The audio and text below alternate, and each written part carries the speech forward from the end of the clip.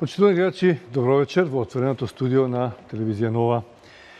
И вечерва се чини трет пат поред, четвртокот, петокот, еве и понеделнички, ќе разговараме за Брексит, за излегувањето на Велика Британија од Европската Унија.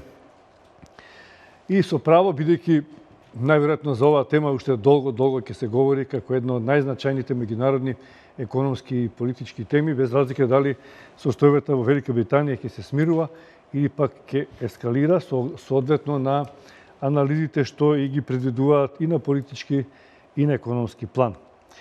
Ќе разговараме со, ми се чини денеска, исто така повикани луѓе кои што треба да одговорат на неколку прашања во која насока ќе се движи економски Велика Британија, Европската Унија и како Македонија ќе фати приклучок на ова, како тоа ќе се реперкутира на македонското стопанство, на македонската економија. Вечера со нас Христијан Делев, заменик министер за економија. Добро вечер. Добро вечер. Антони Пешев, Стопанска комора на Македонија. Љупчо Зиков, Капитал. Добро вечер, господа. Министер, да почнеме со вас. Ајде наопаку најавивме дека како во Велика Британија во Европската Унија, но важно и за Македонија. Слушнавме неколку изјави дека тоа наводно нема многу да се одрази на македонската економија, но сепак и од вас да слушнеме колку македонската министерство е подготвено или македонската економија генерално да се соочи со кризата што можеби ќе ја зафати Велика Британија со излегувањето од Европската Унија. Благодарам за поканата и добро вечер до сите гледатели на телевизијата.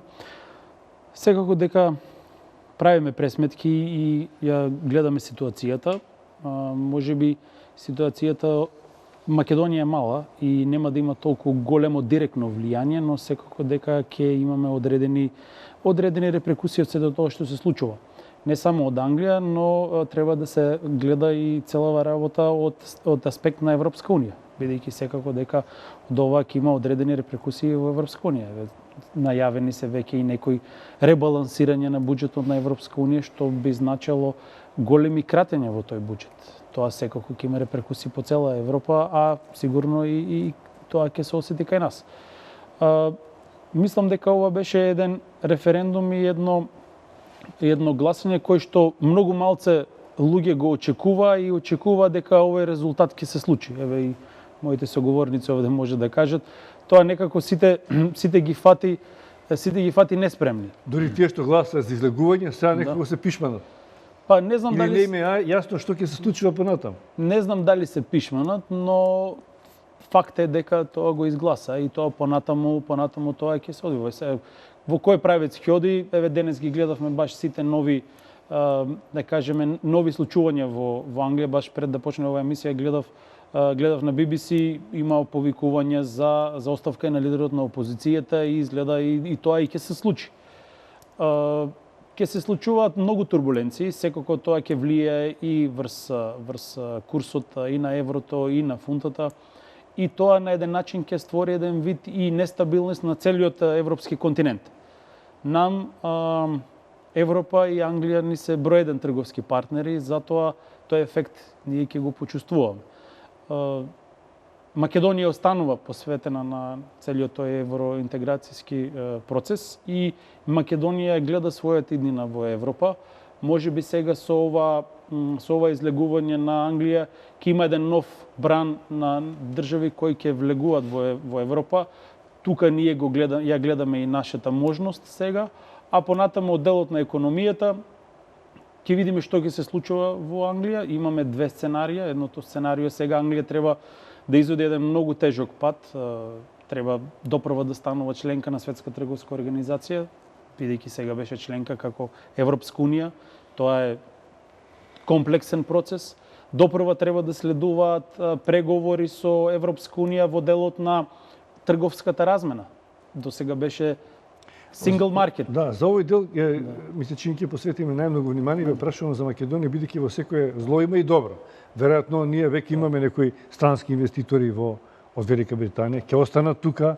Дали тоа може да значи шанса и некои други да се придружат, бидејќи капиталот ќе се движи, веројатно некои фирми од Велика Британија ќе излезат надворот.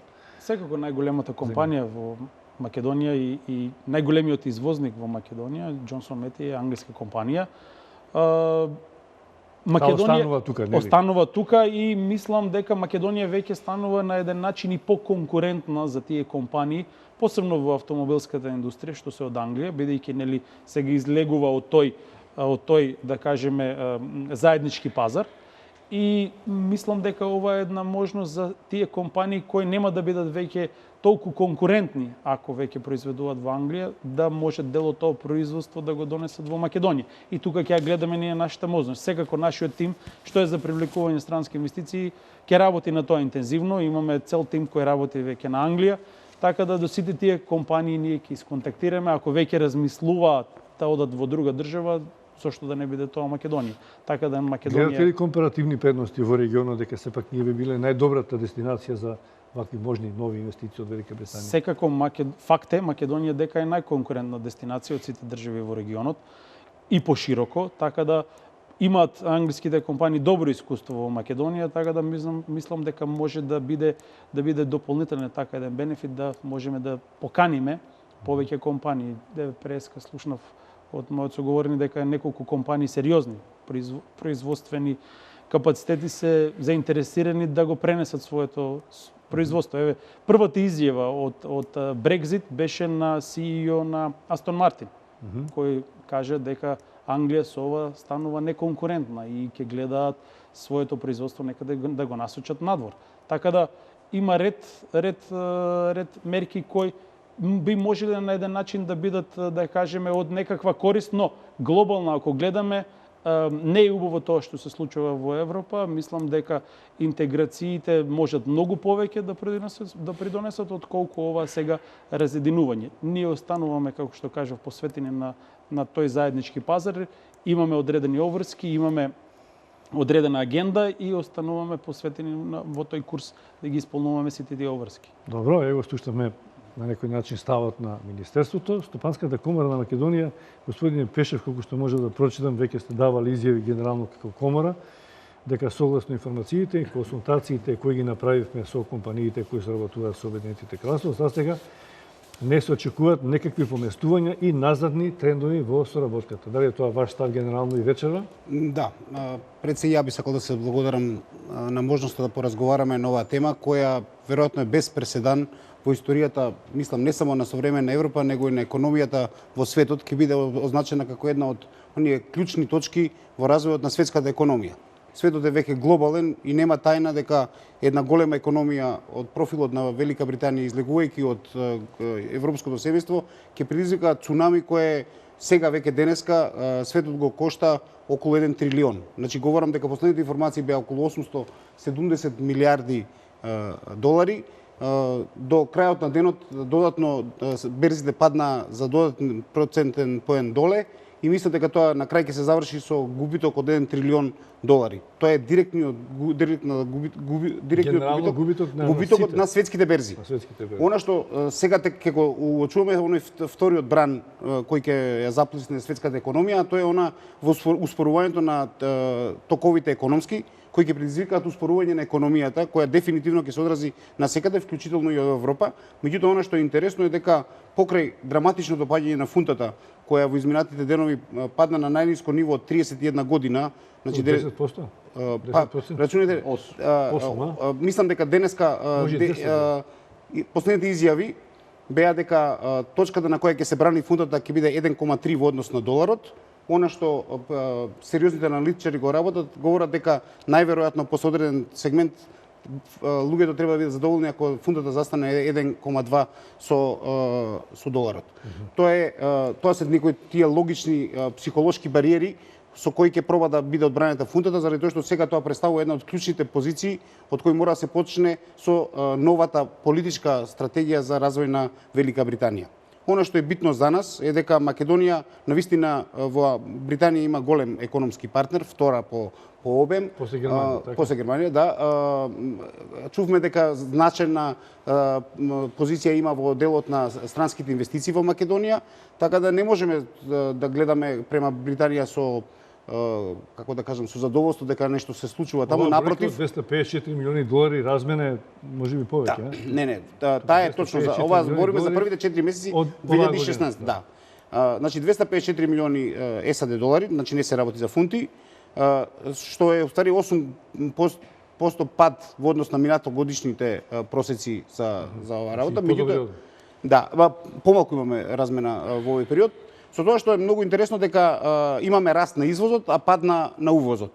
Сега, што е тоа што ќе се случи? Падот на фунтата може да предизвика, слушнав некој теоретско тоа размислување дека падот на вредноста на одредена валута ги прави поконкурентни производите на таа држава, во многу краток временски период, додека не почне тоа ќе почне како елемент, без разлика тоа што Британија спаѓа во оние држави кои не се ориентираат према позицијата на нивната економија спрам другите валути. Него како и Америка, така и они спрема својата собствена производство и побарувачка се референцираат. Меѓутоа факт е дека производите од Британија 8 од 10, како што разговаравме, автомобилите, да кажеме, од Англија излегуваат од Англија и 8 од 10. 8 од 10. Значи 80% од производството на автомобили во Англија е наменето за извоз.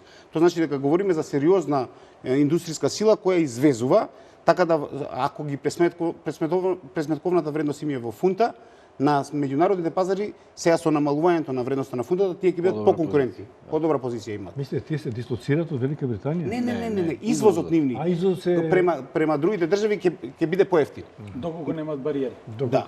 Додека не се случат бариерите. Она што е битно дека денеска они се уште членка на Европската унија, без активирањето на членот 50 од Лисабонскиот договор нема да почне таа постапка, значи они ги уживаат сите права и бенефиции од претходниот договор со Европската унија. Процесот од активирањето ќе биде валиден, значи не прекинува, ќе биде валиден уште 2 години од денот кога ќе активира таа клаузула. Тоа значи дека можеме да очекуваме период од сигурно година до 2 од сега натаму во кој Британија ќе функционира во полудефинирана позиција. Она што го слушаме сега, после ќе поразговараме за таа работа, кои биле све скриените агенди, зашто ми се чини дека во оваа приказка некако сите мислиме дека е големо изненадување, а ќе се покаже дека според анализите што говорат дека за некого и не било такво големо изненадување. Она што сакав додатно да го кажам дека нашата економија во овој момент мислам дека нема да трпи сериозни губитоци заради тоа што сме ние претежно ориентирани према еврото. Во изминатите денови еврото ја задржува стабилно вредноста, падна малку, меѓутоа го задржува нивото од 0,9, што е некакво логично ниво кое владееше во последниве неколку години, така да во овој момент нема такви индиции дека еврото подраматично би паѓало, бар сега дека не видим. Господин Зиков, вашата оценка првична економски и политички Македонија, Велика Британија, дека ја прочитам пак изјавата што е различна од Стопанската комора Македонија на Комората на Северозападна Македонија. За нив излегувањето на Велика Британија од Европската унија ќе значи поголеми давачки, ќе значи реструктурирање на цената на производите, што ќе ја направи помалку конкурентна од некои земји во Европската унија. Вели не би хоџа председател на Комората на Северозападна Македонија. Само како компаративно во разликите околу оценувањето на состојбите. Јас би бил резервиран околу проценките за тоа дали прво елементарно дали Британија навистина ќе излезе од Европската унија. Моите размислувања во правец на тоа дека доправа ќе се консолидира тој став. И ако смеам да бидам храбар, нели, ќе кажам дека мислам дека на крајот Британија нема да излезе од Европска унија. Оно што во моментот се случува, во секој случај загрижува бидејќи ги исцртува правците на кризата на Европска унија како унија, криза за која чии постулати на криза цело време беа споменувани од големи економисти, големи политичари, аналитичари во Европската унија и ширум светот, како недостатоци на Европската унија и како нешто за кое таа треба да размисли, Брисел треба да размисли да се реформира. Сметам дека на краток рок фунтата, во делот на финансиските импликации, мислам дека фунтата релативно малку падна, 8% до 10% во последните 2 дена. Иако се спореди со падот на фунтата од 70-та година, кога бил најголем во време на економската криза во Европа во 70-та година, кој бил 30% падот на фунтата, и вториот пад кој се смета за голема, тоа е 25% од вредноста губи фунтата во 92 година, кога Британија излегува од европскиот финансиски механизам, така го викале тоа време. Денешниот пад на фунтата и не е нешто спектакуларно голем. Меѓутоа овде финансиските шпекуланти прилично ќе заработат ако се врати фунтата на старата позиција. Така да треба да знаеме што се случува во моментот, дали некој купува фунти на оваа вредност, па ќе веројатно после месец дена ќе анализираме што се случило. Така да дали некој да работи на денешки пазар? Можеби денеска не, меѓутоа прилично луѓе ќе заработат, прилично организации ќе заработат на ова заради тоа што и ако ги читате и некои од анализите и денеска веќе ги има дека сето ова може да биде една добра финансиска шпекулација, значи што како позадина за сето ова. Па една од да можните анализи сепак ние мозаикот мора да го склопиме од аспект на тоа да видиме што стварно ќе се случи. Значи ако се ценат изјавите на Дејвид Камерун дека Британија нема намера утре на состанокот да најави излегување, дека одлуката на народот ќе ја чуваат во фиока еден извесен период, практички така е слободната проценка. Она што исто така од аспект на финансиските импликации мислам дека не може да влијае нешто спектакуларно врз македонската економија и па дури врз балканските и европските економии, тоа што Британија не е во европското правило, во Европска монетарна унија. Таа ја има фунтата, таа кога позајмува пари, позајмува во фунти, и нејзиниот курс, како што спомена и Пешев, секогаш се врзува за домашната понуда и побарувачка на фунтата. Проблемот е кај економиите кои се базираат на еврото и кои се врзани со еврото. Тука е нашата економија ранлива. Значи, кога се менува домашната валута, тогаш се импликациите спрема еврото големи и тогаш треба да се запрашаме за економијата. Меѓутоа, таа тема е во принципи несфатлива и за поширокиот аудиториум. Битно е да се свати моментот дека мислам дека финансиски импликации врз остатокот од Европа не може да има од овој потез, барем не на краток рок. Извозот од Британија ќе зголеми својата вредност поради депрeciјацијата за 10% на нивната валута и тоа нема да биде нешто спектакуларно големо. Она што загрижува е тоа што денеска го читав и Пол Кругман во Нью Йорк Таймс имаше добра колумна каде што го изфрлува терминот секуларна стагнација. Тоа е отприлика состојба во која Европа предолго се дави во кризи финансиски и економски, веќе предолго од 2007-2008 година се дави во тие кризи кои немаат можеби некој голем интензитет на криза, меѓутоа долгорочноста на кризата ги истоштува националните економии на членките на Европска унија и тоа придружено со демографскиот проблем кој го има Европа од аспект на намалување на бројот на населението, ги оневозможува инвестициите во нивните економии. Тие инвестиции директно имплицират, значи отсуството на таквите инвестиции во Европската унија во суштина се генератор на рецесии и од таа рецесија Европската унија реално и не излегла, значи во последниве година-две. Не можеме да кажеме дека Европа е излезена или не бар добро излезена од таа рецесија. Тоа се ризиците и за Македонија, и за македонската економија и балканските економии, заради тоа што ако британската економија влезе во рецесија, ако европските економии останат во рецесија, тогаш имаме проблем со нашиот извоз, заради тоа што и веројатно и со странските инвестиции би имале проблем, заради тоа што во рецесија компаниите и граѓаните во тие економии не трошат. Јас и мојата дежурна теза е во суштина дека Македонија не може да расправа во своите национални рамки за своја рецесија која е производ на европската рецесија, заради тоа што мојот став е дека македонската економија е во долга рецесија години наназад. Значи можеби и 2 децении и таа си има сосема друга логика зашто сме ние во рецесија и заради тоа и го вадам тој заклучок дека нас во суштина и не заплиснуваат овие глобални случувања или можеби не во таков интензитет, значи во тој дел. Ние сепак на крајот на денот разговараме за 250 милиона извоз, значи од Бунерџик према надвор на една компанија. Значи не разговараме за состојба на повеќе компании во тој дел. Вкупниот е милијарда и пол.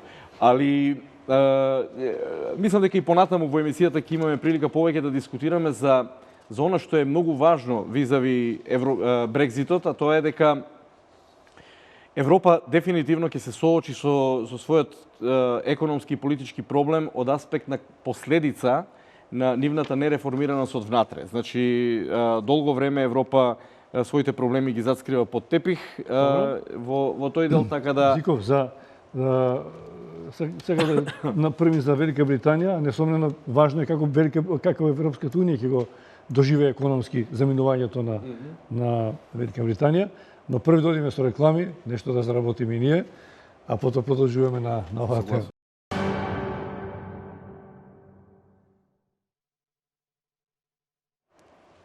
Еве не, повторно во отвореното студио на телевизија Нова разговараме со Христијан Делев, заменик министер за економија, Антони Пешев, Стопанска комора на Македонија, Лјупчо Зиков, Капитал.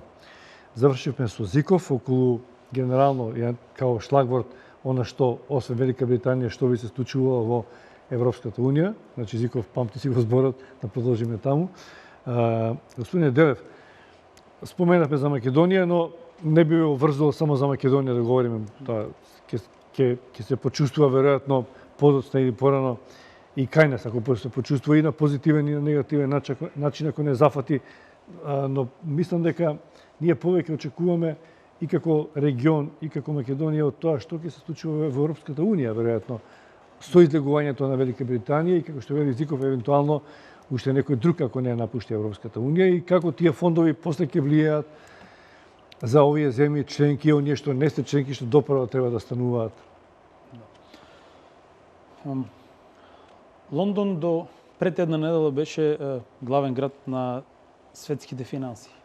Тој епитет го изгуби за 2 дена. Повторно тој епитет се префрли во Њујорк, што е така една сериозна работа. Целиот тој банкарски пазар, финансовски пазар, инвестицијски пазар во тоа чудо што се викаше City of London, кое е впрочем и креација на најголемиот лобист за излез на Англија од оваа работа. Многу е важно по кој курс ќе оди Англија. Бидејќи еве слушам идеите на Борис Џонсон се во насока да цела Англија фактички стане еден вид зона на капитал. И тоа е една од идеите со која што одеше на самиот процес за Брекзит, односно така ја промовираше Англија како новата на цела територија на Англија да може да се одвиваат сите овие транзакции и сите овие компании овде да се лоцираат. Тоа, ако тоа се случи, можеби тоа и за Англија ќе биде добро. Ќе биде, не знам, некој нов реформиран Кипар или нешто слично такво.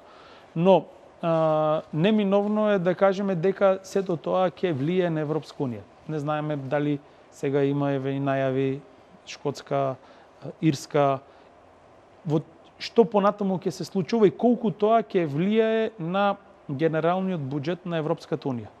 Бидејќи ова самото излегување има одреден Англија сериозен контрибутор, односно сериозен учесник во буџетот на Европска унија. Сега тие средства треба да се тргнат на страна. Тие средства не може да се надополнат сега, бидејќи нема Германија мислам дека работи на максимум, другите држави имаат, се согласувам со Зиков, уште не се некои од нив излезени од таа, да кажеме, европска криза и нема од каде тој дел да се надополни. Тој дел најверојатно ќе оди со некои кратења во тој, да кажеме, генерален буџет. Каде ќе се крати тоа, допрво треба Европска унија да го направи, односно да си направи свој ребаланс, бидејќи овој сегашниот буџет важи до 2020 година. Тоа значи нема да важи веќе, ќе биде така. Ќе има помалце пари за земјоделците во Европска унија, ќе има помалце пари за Грција, која се уште во длабока криза, односно ќе нема кој веќе да ја плаќа. Сите тие, да кажеме, домино ефект ќе имаат многу поголемо влијание од колку еве самиот чин на излегување на Англија. Можеби Англија ќе фати многу подобар пат сега. Со ова што ќе се случи ќе стане, да кажеме, главна држава за целиот светски капитал. Бидејќи, нели, сега знаеме, во центарот на Лондон беше дозволено да се работи на еден начин како офшор. Не случајно сите тие светски компании, банки, инвестицијски фондови беа во центарот на Лондон. Тоа беше дозволено, значи, само во центарот на Лондон. И тие најбогатите или најголемите руски тајкуни во центарот на Лондон плаќаа данок кој беше многу нисок. Отприлика плаќаа по 5% данок на добивка, што никаде во Европа такво нешто не постои. Така да можеби во тој сегмент тие ќе имаат некој позитивен ефект, но секако дека тоа ќе влијае на европската економија и што понатаму ќе се случува со другите европски држави.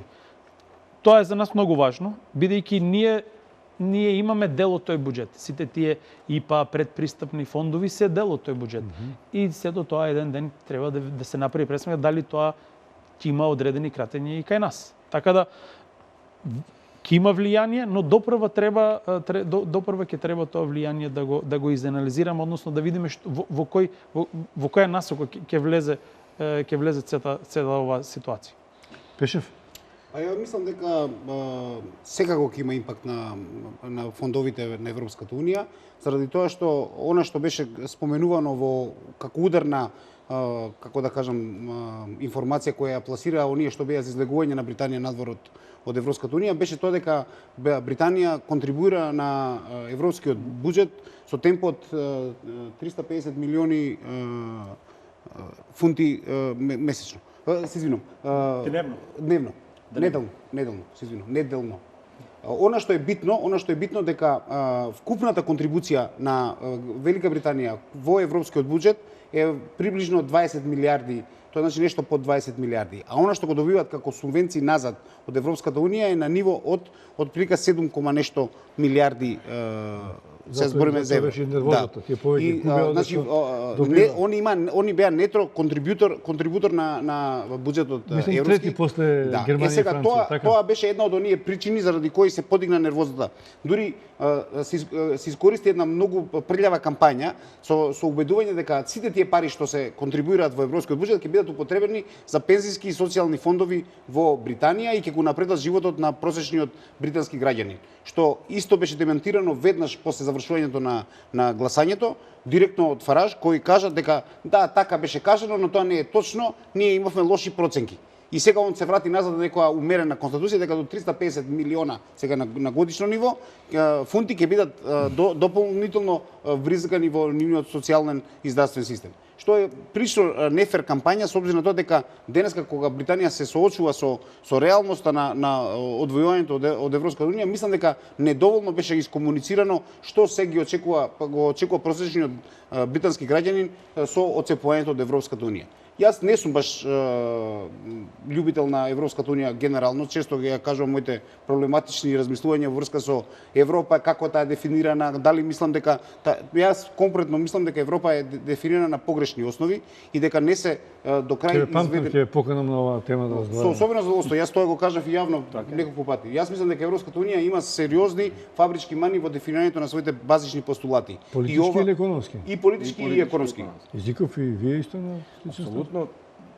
Ако завршил Пешев да продолжам кажам. Јас мислам дека не може да дебата, ја рековме дебата, може да. Искрено мислам дека една од причините заради кои Британија излегува од Европска унија е токму тоа дека они имаат перманентно потреба да ги редефинираат позициите на прогерманската Европска унија. Почна да станува многу силно влијанието на Германија во Европската унија и они перманентно имаат потреба да се заштитат од тоа силно влијание. Зашто се штитат, Пешев? Вие сте и бизнисмен сте види. Ако имаш можност за надпреварувај се, нема да бегаш стално од конкуренција кој Германија е јака. Се создаваат услови да немаш можност за надпревар. Значи, тоа е едно од... Извини, Пешев, те прекинав. Само кратко да кажам. Мислам дека клучниот проблем е дека и сега и Британија не е во лоша кондиција. Ако го гледаме изјавата на денеска на канцеларот Осборн за кондицијата на економијата британска е дека во овој момент Британија е во една од најдобрите своји позиции од било кога. Има многу ниско ниво на невработеност, има исклучително низок ниво на буџетски дефицит, има силно изразен економски раст и Британија се наоѓа во така да речеме стабилна зона на интерес. Додатно, денеска владата на Камерун одвои додатни 250 милиарди за првична помош на банкарскиот сектор и инвестициите.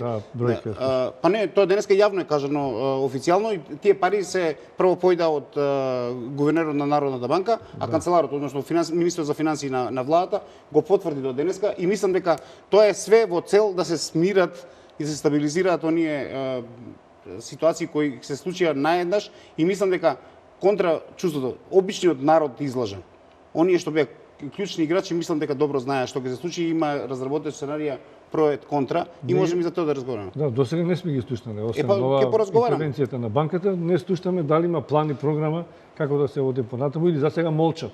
Барем во јавноста нема толку позитивни одбрамени механизми колку што има напади дека оние што заговара Брексит дека не биле спремни воопшто. Дори имаше некој изјава од новинар кој што имал интервју со еден од застапниците за излез од Европската унија, дека рекли ние немавме план и програма, што понатаму.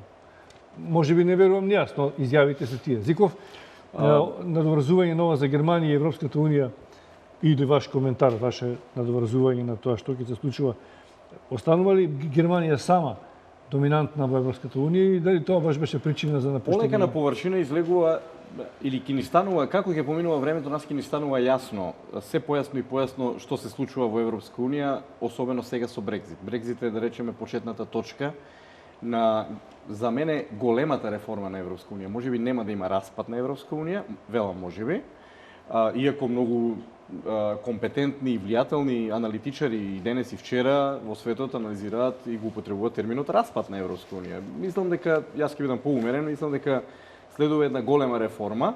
И сега јас малце ќе кажам околу фундаменталната причина зошто е дојдена до оваа голема криза. Ако Девид Камерун поднел оставка вчера, треба сите да си го постават прашањето зошто во Брисел нема оставки. Заради тоа што ако премиерот на Англија ја довел нацијата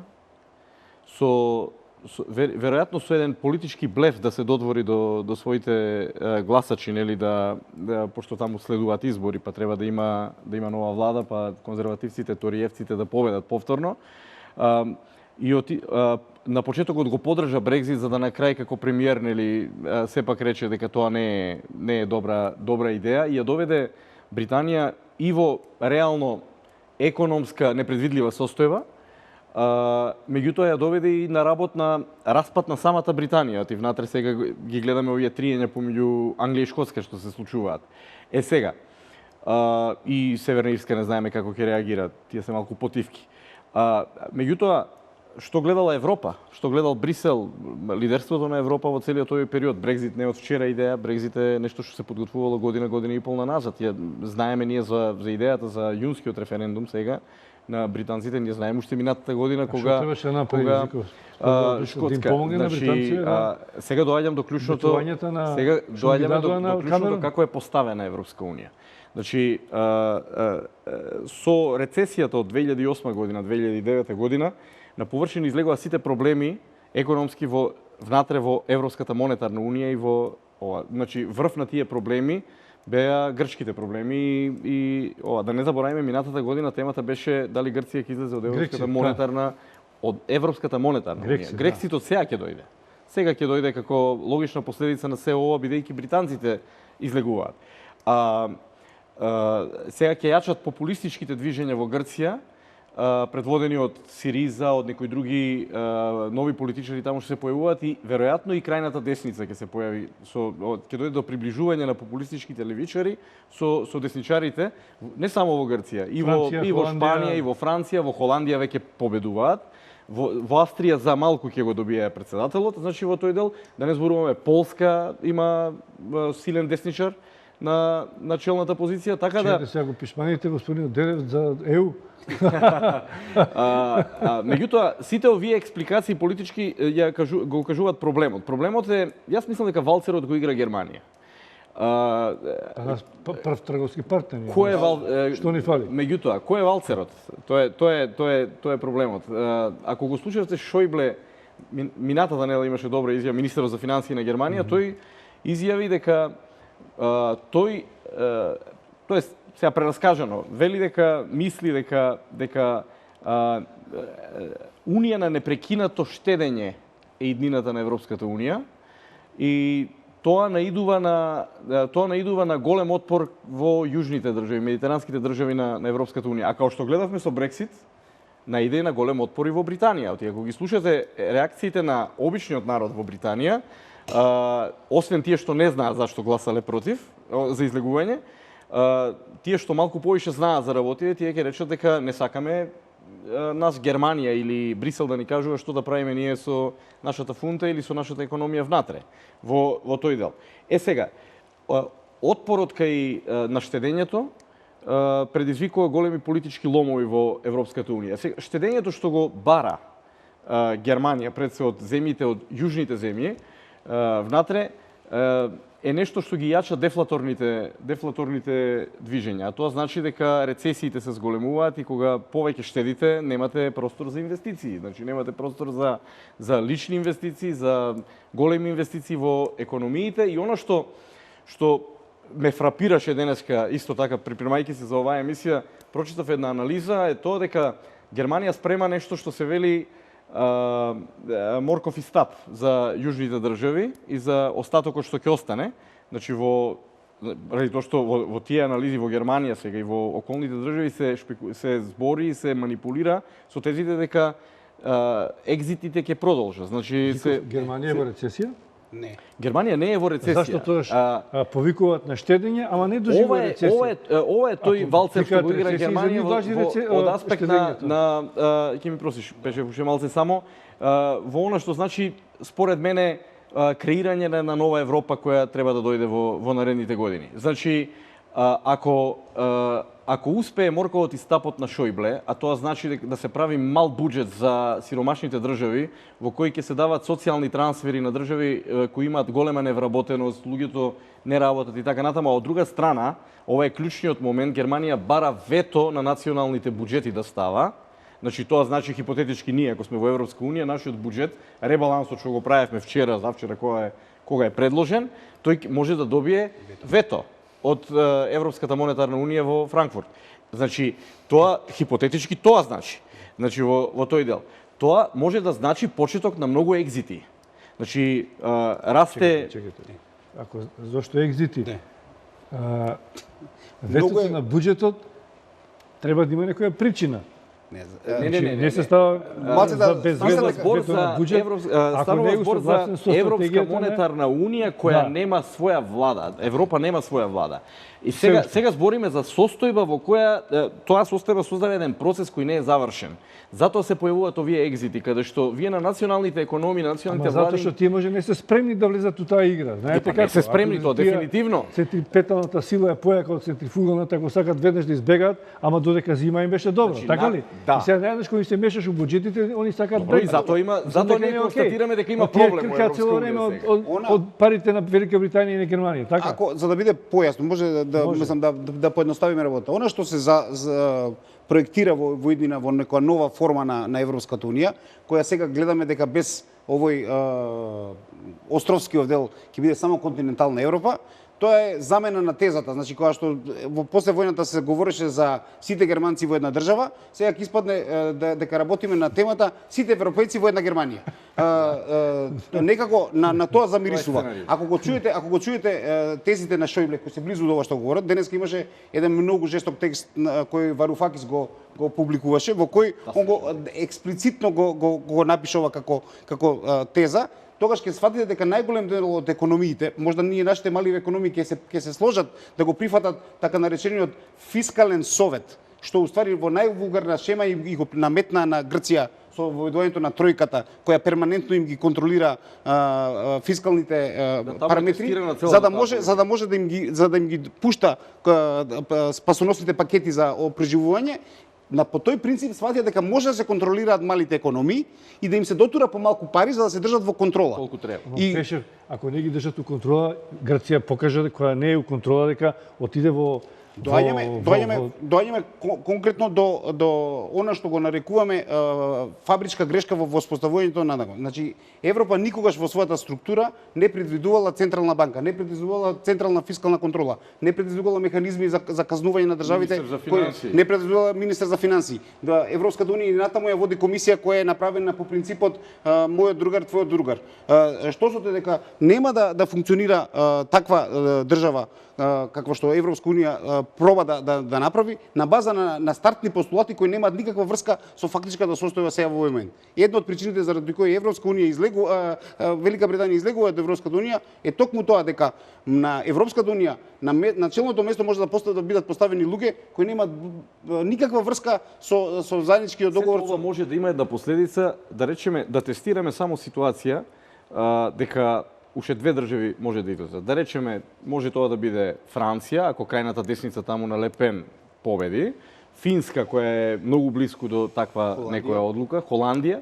Сега замислете таква ситуација. Веќе еврото го губи кредибилитетот. Значи, паѓа, ние анализирајќи ја Грција минатата година велевме дека Европска монетарна унија ќе се распадне ако Грција излезе, а не овие држави. Италија исто е во таква ситуација. Значи, доаѓа во криза евроконцептот. Тогаш анализите велат, значи тоа е актуелни анализи се тие во моментот, дека ние ќе влеземе во Deutschmark зона. Значи Германија ќе излезе од еврозоната, бидејќи не може да го издржи као товар, тоа како најсилна економија која треба да ги пуни буџетите внатре, бидејќи овие економии ќе одат на своји национални валути.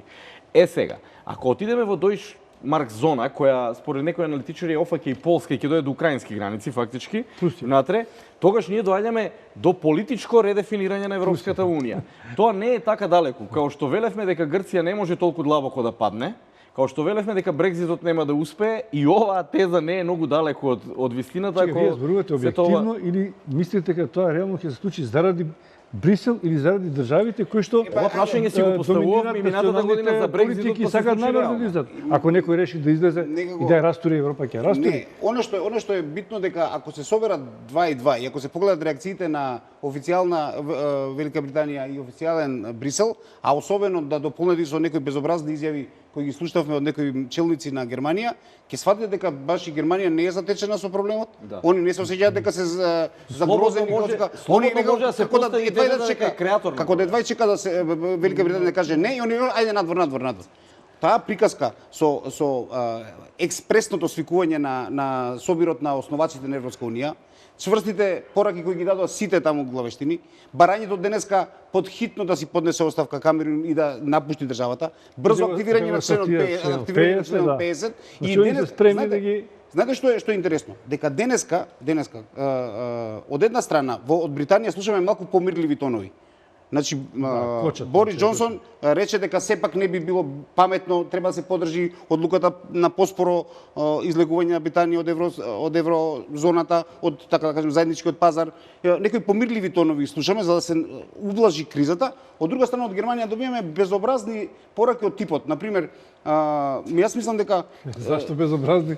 Па знаете како, дури провоцирачки, еве да кажеме, вице-канцеларот на Германија Габриел, вице-канцеларот Габриел у Германија, кој е уствари од социјалдемократската партија, значи не од партијата на Меркел, си дозволи луксус да каже дека касно и било на Британија да се предумува, тоа што било кажано, дека они немаат верба у неа како партнер, не може да се биде партнер и полупартнер, не може да се биде, дури си дозволи луксус да каже полутруден.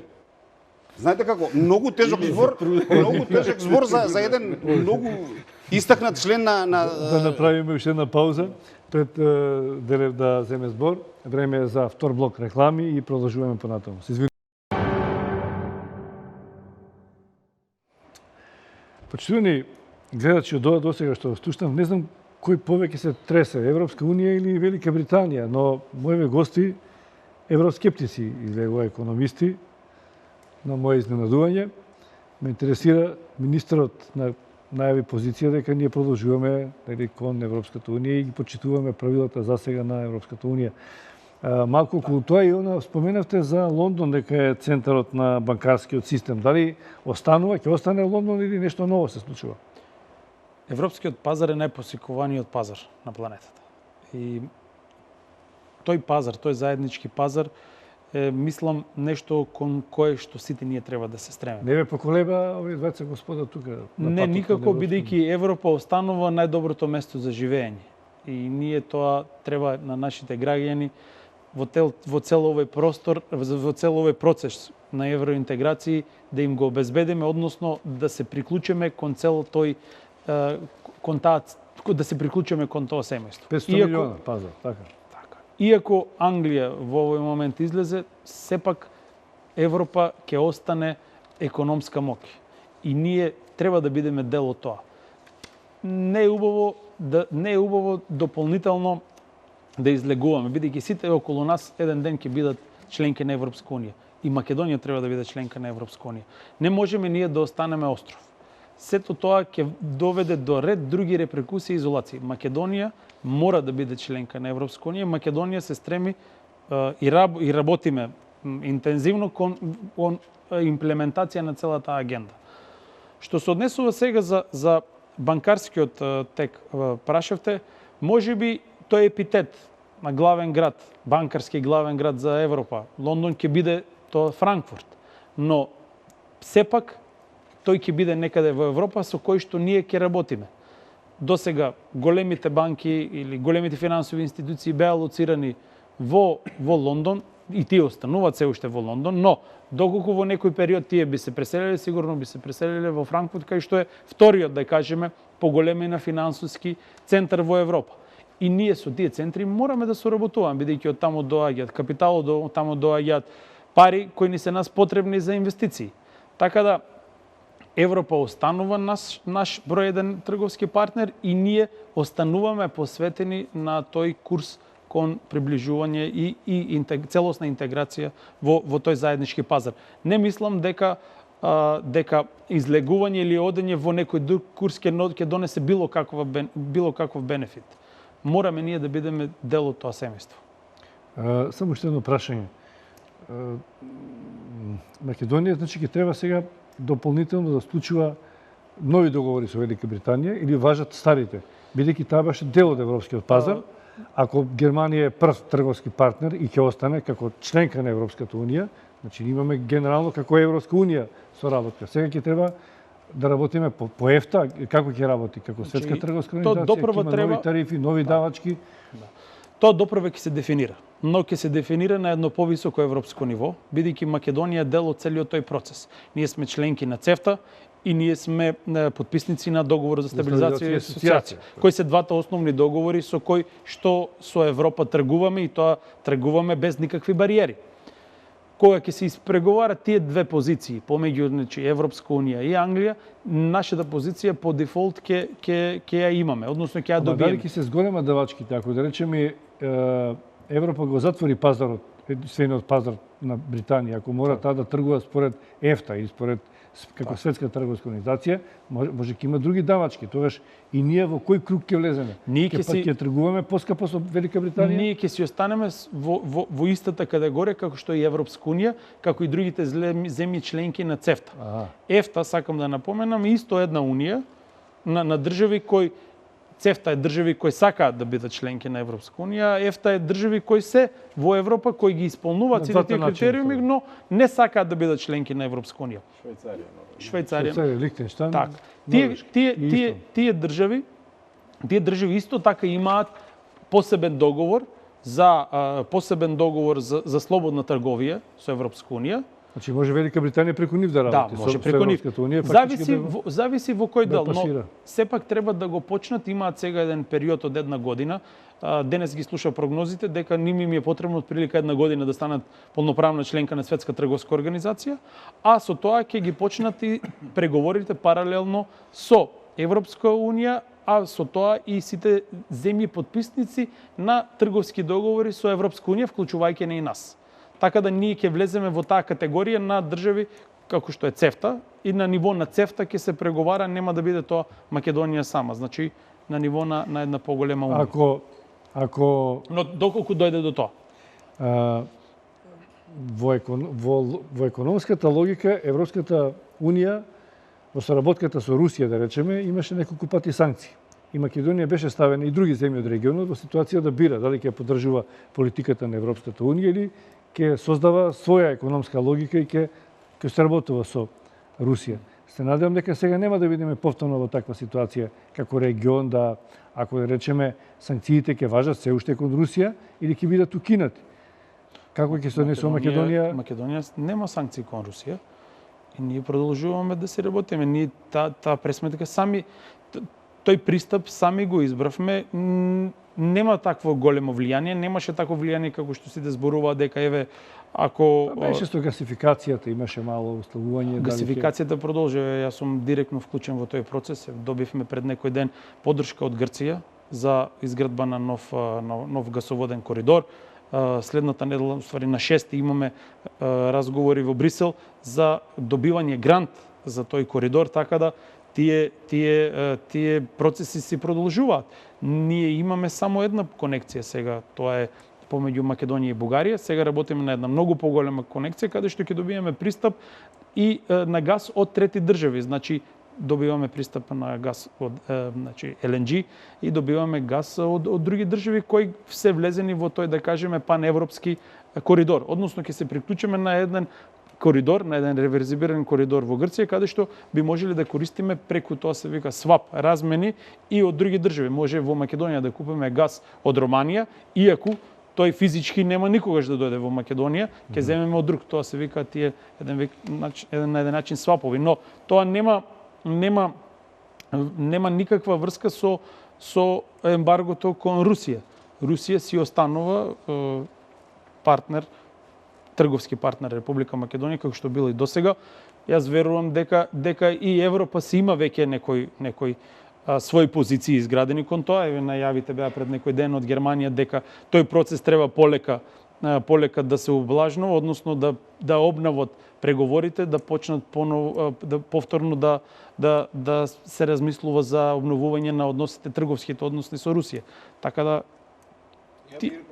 Да, има уште едно прашање околу соработката со земјите од регионот, ама во третиот блок за вас, господине.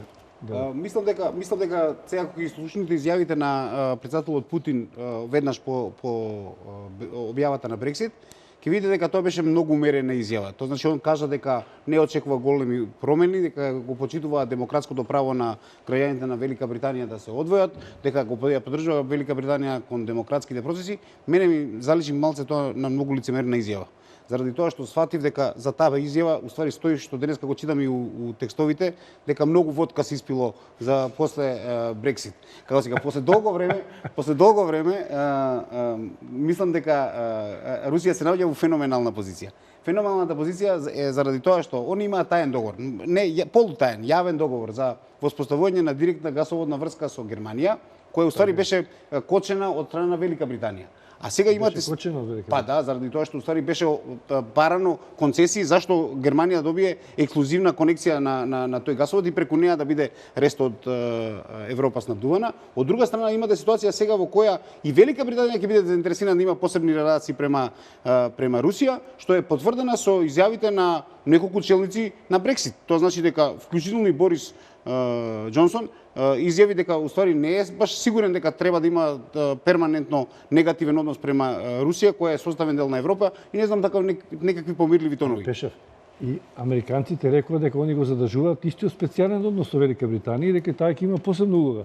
Че сега што е Велика Британија двоен играч и со русите и со американците. Не, да ви кажам, чим се отворат приказките за меѓусебни договарања на општо ниво светско, што чекате Британија да остане самата и да плаче на својот остров дека не може да не заборави, никога не го правела. Она е носителка на земјите на Комонвелтот, клучна позиција има во значаен дел од земјите. Не заборавете на Канада, не заборавете на Австралија, не заборавете сите оние земји, на Индија, сите оние земји кои се прашање на време, дека тие секогаш се подготвуваат да го направат тоа, да бидат делумно член на Европската унија. Значи ние никогаш не остана надвор од мислам дека чиста монетарната унија. Позицијата од почеток е чиста на Велика Британија. Велика Британија секогаш била за единствен економски европски пазар, како викате, единствениот пазар. Од почеток. Во Европска унија. Секогаш биле за фер релации и рушење на сите можни бариери трговски во Европа. Никогаш не биле за монетарна унија, никогаш не биле за политичка унија и заради тоа што не верувале дека може да се постигне консензус околу клучни прашања, како што се водењето на надворешната политика на Европска унија како една држава, водењето на безбедносната политика, границите и додатно немањето на механизми кои би го стабилизирале еврото како единствена европска валута. Не се воспоставени механизмите, секогаш скоро постои само Централна банка на Европска унија, која не е и Централна банка, него глуми и Централна банка. Зиков, освен движењето на капитал, движењето на фирмите, дали ќе менуваат место, дали ќе дојдат некои тука или ќе се дислоцираат во земјите на Европската унија, големо прашање, и работнава сила. Значи, како тоа ќе се регулира?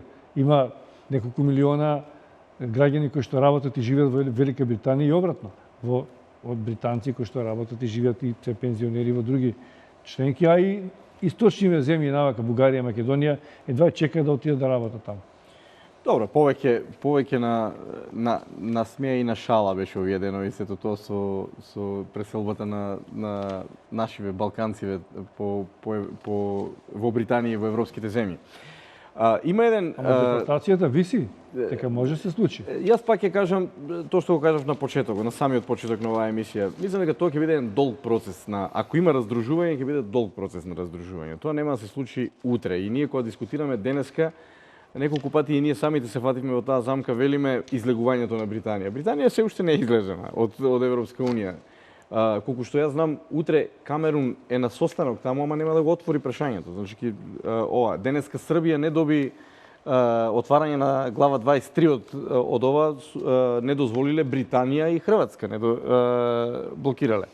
Значи, Британија се уште активен играч, таа не е излезена од Европската унија.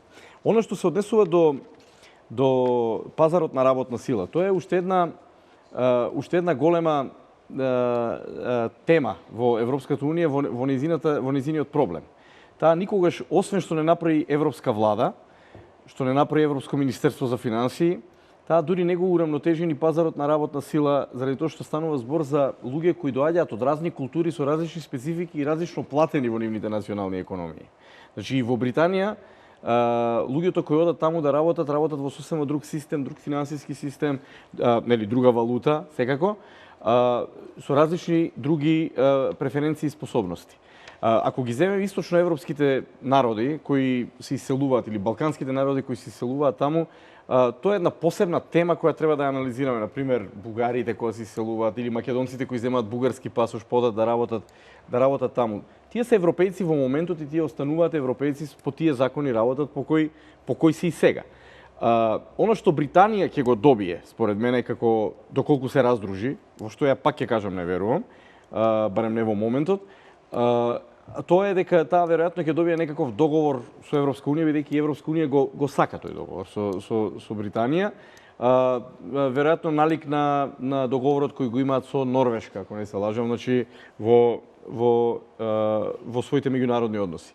Оно што е круцијално важно е дали Европската унија, и тука вие велите дека сме ние, јас и Пешев, евроскептици, јас морам да поправам и да пред јавноста да заземам со новинари додаваме,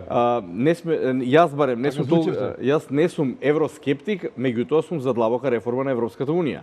За да имаме простор да влеземе со полна душа и срце во таа Европска унија, тоа значи да бидеме можеби не рамноправен партнер. Не можете да бидете рамноправен партнер ако не сте економски блиску до нив.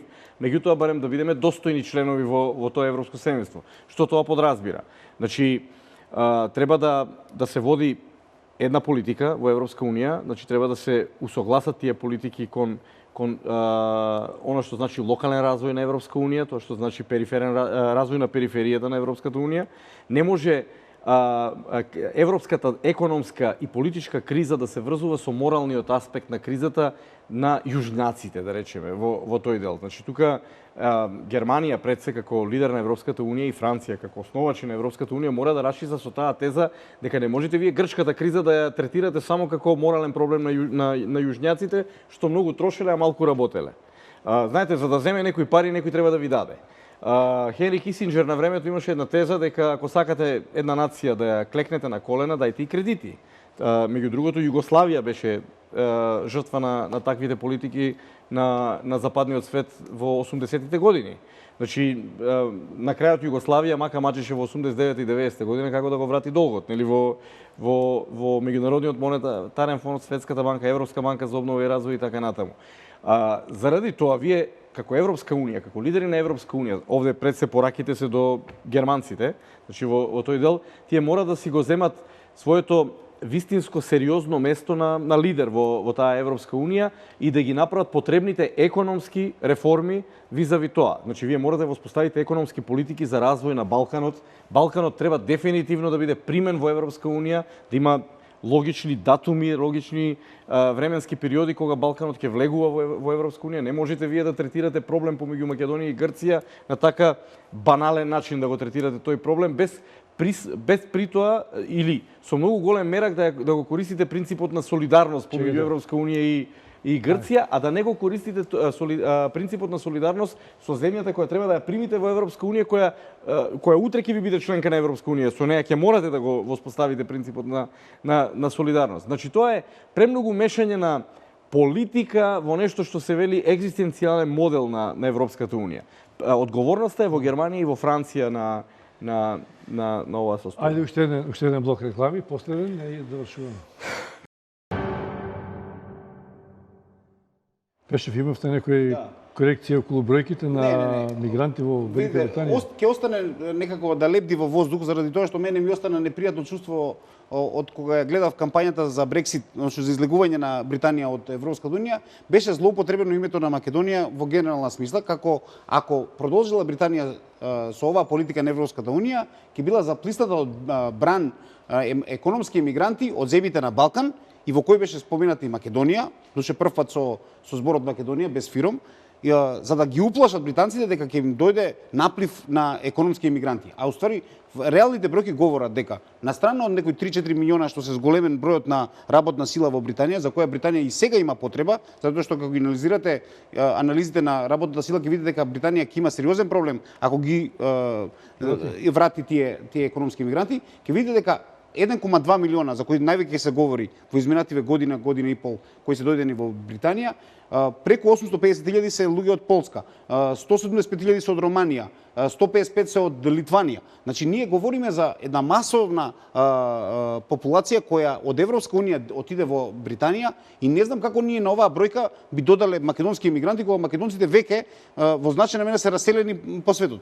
Значи, тоа беше тотално злоупотреба на фактите и Македонија беше ставена непотребно лоша време. Она што е битно да се каже дека Британија ќе се најде во многу тешка позиција со работната сила, заради тоа што анализата на нивната комора и асоциациите на мали предпријатија, мали и средни предпријатија говорат за сериозни недостатоци во едуцираната работна сила во Британија, која ако уште се ослободи од овие економски мигранти, ќе остане во многу незавидна позиција и тоа е додатен оној spillover ефект на економската криза која ќе донесе до паѓање на производството, затоа што немаат експерти. И тогаш вистина министерот има право, ќе имаме шанса да понудиме алтернативна работна сила бар на наша територија, ако не можеме таму да ги носиме, пошто они сериозно број еден моментално нација која се сели во Англија, поточно во Лондон се Франција, број 2 Јужна Африка. Така да две држави се клучни за број на емигранти. Господине Делев, при крај сме со емисијава, треба да оставим малце простор да се подготват вестите. Еве соговорниците велат дека, а и други, дека ми се чини самите европјани се свесни дека треба некаква реформа да се случи. Иако и на Камерон му ветуваа дека ќе го направат тоа и дека тие ќе добијат некои повластени односи во Европската унија, веројатно не поверуваа британците и затоа гласаат така како што гласа. Мислат дека повторно ќе бидат излажени. Значи, некаква реформа, политичка или економска, не знам точно каква треба да се случува, верувам повеќе политичка. Колку тоа нас не задира, такви реформи, колку навистина ние очекуваме како држава. И нешто друго, своевремено пред индивидуалниот пристап за членство во Европската унија беше синтагмата за регионално поврзување, регионален пристап. Значи, колку Македонија и земјите од регионот се подготвени да соработуваат едни со други. И прашањето за името беше ставено во групата на соседски односи, дека ние не можеме да го решиме тоа самите. Колку во сите овие, од целата оваа констелација, политичка, име, криза во Грција, економска, издегување од еврозоната и големи кредити, Македонија си го тера својот пат и колку се работува регионално, имајќи предвид сега ми издегува последниве вести дека повторно протестира работниците во Солунското пристаниште и тоа со деценија проблем па и за македонските бизнисмени ваму. Како тие економски, да речеме, соседски односи може да се разрешат на најдобро можно ниво и колку Македонија и покри проблемите со Грција околу името ги решава и на каков начин? Комплексно прашање, ама сакам да кажем како во регионот ние се снаоѓаме економски. За првото прашање ќе се вратам, мислам дека Македонија ќе добие сега поголеми шанси. Знаеме дека Обединетото кралство беше државата која го стави ветото на еден начин за прием на нови членки. Или една од државите кој го промовираше. Еве, последниве неколку денови слушам па и од канцеларката Меркел дека веќе треба да има малце и полиберален пристап кон примањето на нови членки. Мислам дека ние како држава би можеле многу да придонесеме, многу повеќе да придонесеме отколку што може да добиеме, и тие анализи ги имаме правено претходно со Зиков како држава. Мислам дека може би сега ќе се отвори еден нов бран на држави кои ќе бидат интегрирани многу побрзо, и овие политичките, да кажеме, пречки кои ги става на прв план ќе бидат можеби малце ставени на втор план, па ќе се посветат малце на повеќе на интеграциите. Јас се надевам дека тоа ќе биде така. Морам да верувам дека тоа ќе биде така, бидејќи ние тој пат го имаме зацртано и нема назад. Мораме да бидеме дел од тој процес. Односно, мораме да бидеме таму кај што сите држави околу нас се веќе таму членки. Што се однесува до тој регионалниот пристап и регионалната соработка, таа е многу поважна од, да кажеме, од сето друго. Видите, ние сме држава која сме зависни од Солунското пристаниште и од ситуацијата во Србија, и од Бугарија, и од Албанија, бидејќи тие ни се првите соседи и мораме со нив да имаме односи какви што на многу повисоко ниво, бидејќи сето тоа влие. Што се случува кај комшијата, сигурно дека влие и кај тебе. Солунското пристаниште е еден од тие проблеми, но тој проблем мислам дека брзо ќе се реши со приватизацијата. Штета е што Грција тоа што го прават сега, ние го поминавме и беше многу болно во раните 90-тите години. Доправат таму кај нив е тој бран на приватизација. Знаеме, кај нив се уште големи национални компании кои се грото неефикасни и не остваруваат некакви финансиски резултати, ја вовлекоа Грција во таа криза што е денес. И тој процес мора да се заврши. Еве, но имаме и некои, да кажеме, позитивни веќе работи овде. Кина купи некое пристаниште, Германија сега се надпреварува со Кина и со Русија за да го купат Солунското пристаниште. Значи, три држави веќе имаат на највисоко ниво дојдоа и ги разгледуваа сите тие работи. Најавено е приватизација на Хеленик Петролеум, тој дел што е, да кажеме, државниот е понуден веќе на продажба, и ред други компании. И тоа ќе се случи. Колку побрзо се случи, толку подобро за нас. Бидејќи ќе имаме еден, да кажеме, едни дефинирани односи каде што веќе ќе може да разговараме само за економија, само за трговија, а не и за политика. Европската унија мора да се соочи со својот проблем. По една минута само. По една минута. Со својот проблем, со фактот дека во последниве 15 години многу малку проблеми има решено како Унија, што постојат во самата Унија или во низината периферија надвор, или она што велиме добро, во она соседските односи. Значи, реално не можеше да се справи добро со економската криза. Се виде све што се случува по низините членки во последниве 5 години. Грција, Шпанија, Португалија, Италија. Не можеше да се справи со тероризмот како што треба. Гледаме што се случи на тлото на Европа во последниве 2-3 години само, што све се случи. Не можеше да се справи како што треба и со бегалската криза. Значи, тој проблем што требаше да биде елегантен проблем, заради тоа што во суштина стануваше збор за 500.000 луѓе кои требаше да поминат, а сега во моментот фактички неколку десетици илјади луѓе се само тема, укинувајќи се овој коридор сега што поминуваше низ Македонија. Тоа станува светска тема. Се прават репортажи, документарни филми, наместо да се реши. Не можеше да реши проблем помеѓу Македонија и Грција, кој стана голем проблем, кој е кочница. Тоа е и двете земји се, едната е сега членка, другата ќе биде членка. Кога тогаш? Ние сме во Европа. Сето тоа е поради отсуство на таа супер европска држава што мора да ја направи. Тоа се тие реформи кои мора да дадат резултат на крајот во тој правец. да биде монолитна во носењето одлуки и да се напуштат некои механизми на одлучување кои сега се во моментот актуелни. Не можете вие комисии да ви одлучуваат за проблемите на Европа. Мора да има влада, супер влада која ќе има своји задолженија, политички партии на власт и министри. Беше Да не должам, со обзир на тоа дека долго говориме на темата. Мислам дека клучното прашање за Европската унија во иднина ќе биде воспоставувањето на нови механизми на функционирање, иначе во спротивно процесите за кои говоревме ќе бидат забрзани и ќе бидеме сведоци на не еден ексит, него многу екзити со други предзнаци напред. Она што е важно да се каже дека многу шпекуланти заработија на оваа криза многу пари. Мислам дека ќе се испостави дека не биле ба сите изненадени од резултатите на Брексит, имало некои што знаеле повеќе за таа работа, а ако е за право на вистината, некои светски медиуми објавија дека во циркулација се појавил нон-пейпер за германските позиции во случај Британија да напушти државата, значи Германија била во потполност подготвена за оваа ситуација, она што се гледа сега, а сега во последно време денеска ме загрижија информациите дека Daily Mail, Daily Mirror и Sun објавија, можеби е спекулација, дека премиерот на Велика Британија земал кредит од 3,5 милиона фунти 7 дена пред Брексит. За мене е тоа многу индикативно. Значи, на страна од сето она што го говориме дека сме ние, не рековте евроскептици, а ќе би рекол еврореалисти, верувам во Европската унија само под услови на некои нови, многу поинакви методи на обединување, инаку во спротивно овие процеси ќе вратат Европа назад каде што порано беше. Најнапредната, а најразединетиот континент на светот.